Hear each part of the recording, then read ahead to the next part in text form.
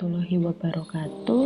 Berjumpa lagi dengan saya, Sela Faradila, yang akan menambahkan materi berkaitan dengan teori-teori kepribadian.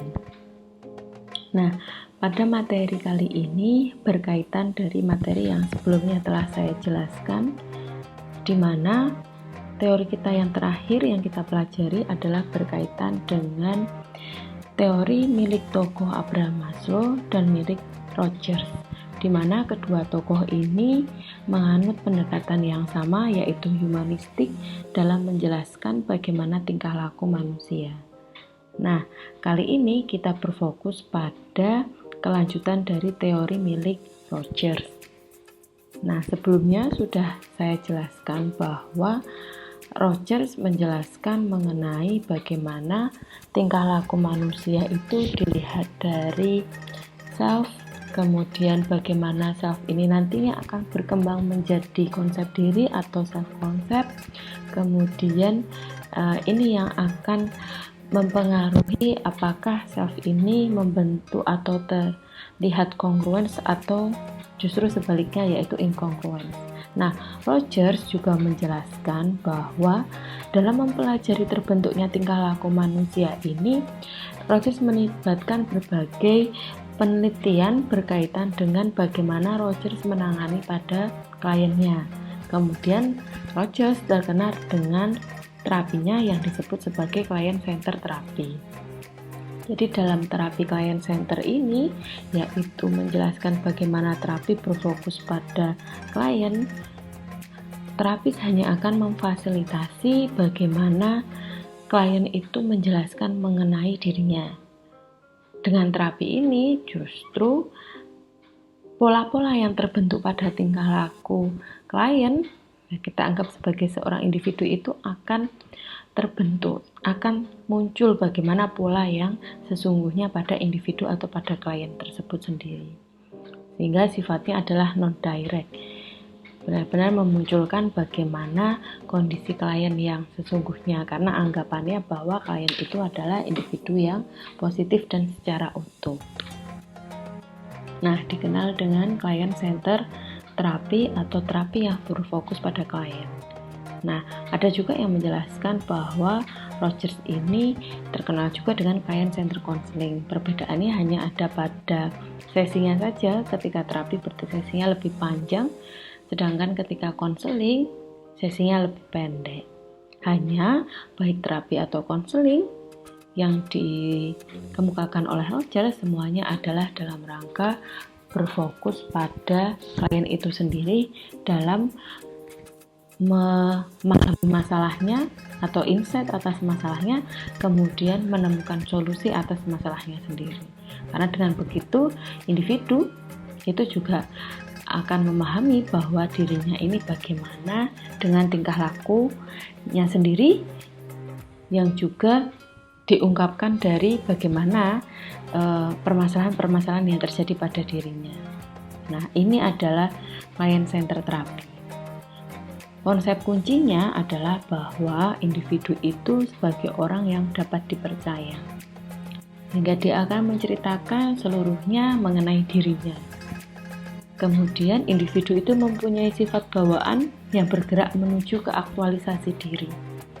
Nah, perlu diingat kembali ya bahwa Rogers itu menjelaskan bahwa manusia itu punya tendensi untuk mencapai aktualisasi dirinya.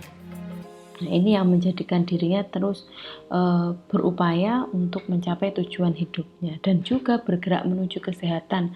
Tentunya kesehatan ini jauh dari kondisi-kondisi terganggunya secara kepribadian dan juga terganggunya secara mental, karena manusia bergerak menuju kondisi kesehatan baik fisik maupun psikologisnya.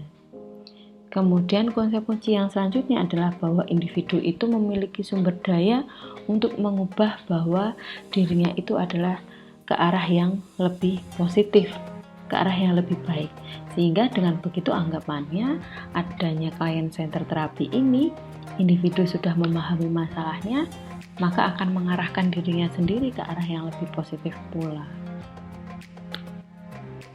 Nah, aktualisasi diri tadi dipandang sebagai pengalaman kemanusiaan yang paling berarti, sehingga setiap individu, setiap manusia ini akan mengaktualisasikan dirinya dengan cara menikmati segala aspek yang ada dalam kehidupannya dalam rangka untuk mencapai proses aktualisasi ini.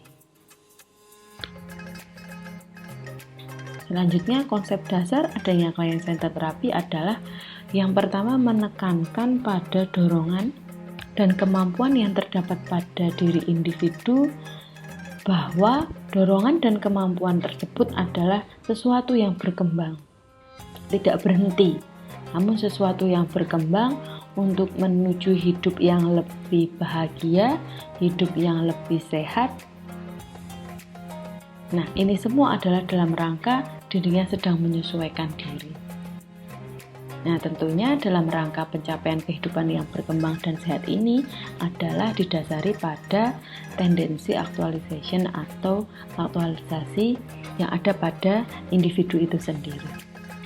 Kemudian yang kedua adalah menekankan pada unsur atau aspek emosional.